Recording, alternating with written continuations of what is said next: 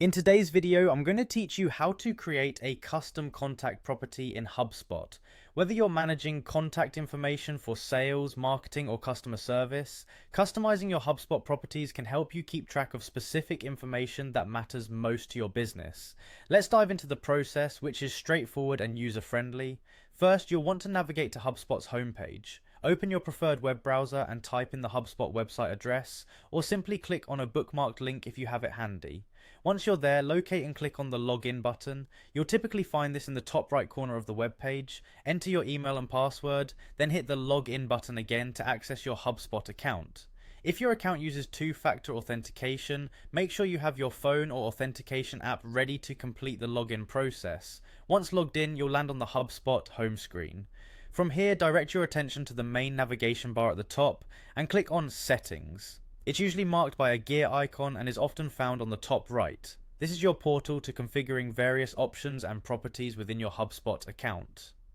Now that you're in the Settings menu, look to the left-hand side where you'll see several options. Here, click on Properties. The Properties section is crucial for organizing and tailoring data fields to suit your team's needs. Once you click it, you will be led into a detailed menu where you can manage your properties efficiently. To create a new property, find and click on Create Property. A prompt will open up where you can define this new custom property. Click Add Property Details to start specifying what the property is about. You'll be required to fill in some details to describe the property, such as name, field type, and group. Think carefully about these options as they'll define how you and your team interact with this data. When selecting a field type, consider what kind of input you expect to populate this field. HubSpot offers several types, including single-line text, drop-down selections, and date pickers. Choosing the appropriate type ensures data consistency and usability. Once you've decided, don't forget to save your changes, and just like that, your new custom contact property is ready to use. You can now assign it to your contacts and start utilizing the extra layer of customization to better serve your customer management needs.